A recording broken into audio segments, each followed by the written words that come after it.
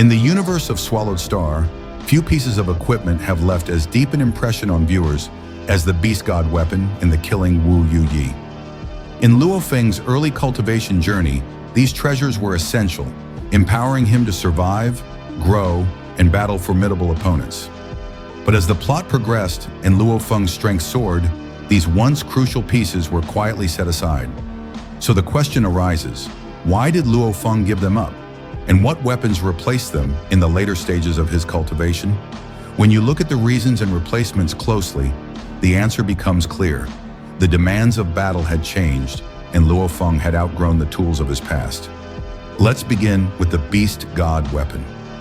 In its time, the Beast God weapon was a powerful tool. Standard gear for a universe master, forged from 526 individual treasures. It was tailor-made for someone like Luo Feng, who followed the way of the Beast God. It amplified his strength dramatically, allowing him to dominate opponents far above his level.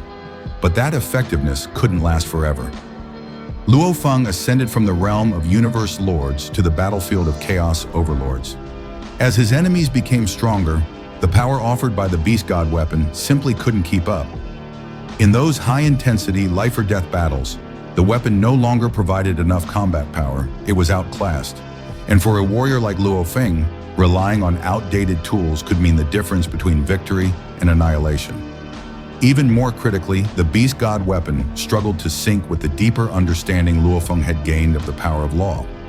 In the later period of his cultivation, Luo Feng required weapons that could harmonize with the laws he had mastered, tools that could fully channel and unleash their potential. The Blood Shadow Blade emerged as the superior choice. This demigod-level weapon was equipped with a 9th-level secret pattern and had been collected by the Donghua lineage. With it, Luo Feng could explode with the combat power of an eternal true god. It wasn't just stronger, it was more compatible, more refined, and better attuned to the warrior he had become. Now let's move on to the killing Wu Yuyi, the eternal true god-level mechanical treasure that served as both a defensive and evasive artifact in Luo Feng's early years. Wu Yuyi once gave Luo Feng a vital edge in combat. Its acceleration capabilities, linked with the laws of space and gold, allowed him to escape from countless dangerous situations. But in time, Luo Feng reached the pinnacle of spatial understanding. He no longer needed external tools to navigate space or avoid danger. Teleportation and spatial turbulence had become natural to him. With such mastery, Wu Yuyi's spatial benefits became redundant. Defensively, it also fell behind. After Luo Feng obtained the Jia, a peak-level treasure gifted to him by Zuo Shanke, the disparity became obvious. Jia wasn't just a better armor, it was a top-grade defensive masterpiece. It didn't just block attacks, it could enhance Luo Feng's realm power by 1 trillion times. In sheer defensive capability, it left Wu Yuyi in the dust. Luo Feng no longer needed what it had once offered. So what exactly did Luo Feng use instead in the later stages of his journey? Let's break down his replacement equipment, piece by piece. First, the weapons. We already mentioned the Blood Shadow Blade, but its significance can't be overstated. It possessed 9 secret patterns and the ability to grow, making it one of Luo Feng's primary offensive tools in the later stage.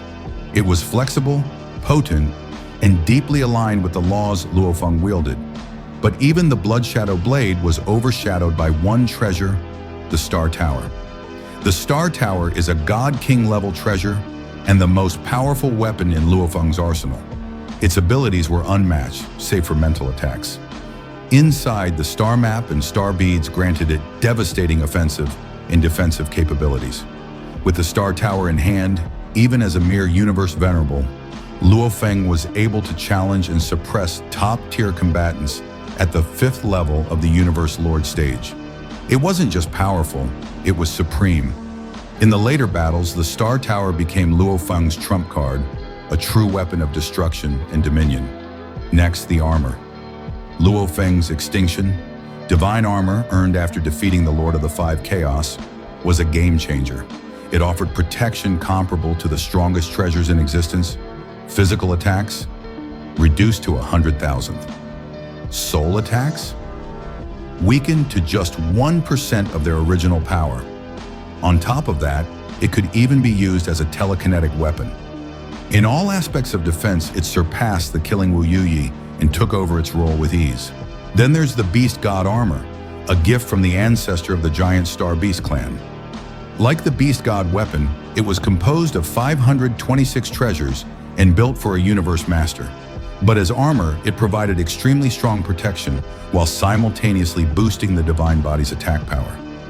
In Luo Feng's later battles, it outperformed the Beast God weapon and became a cornerstone of his defense strategy. Now, on the matter of flight and support, this is where the evolution of Luo Feng truly shines. In the past, Wu Yuyi's spatial manipulation gave Luo Feng an edge in speed and escape. But later on, thanks to his unparalleled mastery over the laws of space, Luo Feng could rely entirely on his own power. Teleportation rendered flight gear obsolete. He didn't need wings to move, he was the storm. Moreover, domain-type treasures like the Nine Sky River allowed him to generate large-scale combat advantages. These tools could bind enemies, slow down their attacks, and grant Luo Feng more control over the battlefield. Compared to these, the auxiliary function of Wu Yuyi became minimal, even dispensable. In summary, the Beast God weapon and killing Wu Yuyi were never weak. They were just stepping stones. Their abandonment wasn't a rejection of their value, but rather a sign of how far Luo Feng had come. He had grown beyond them, evolving into a force that required far more advanced tools to keep up with his strength. No wonder he gave them up.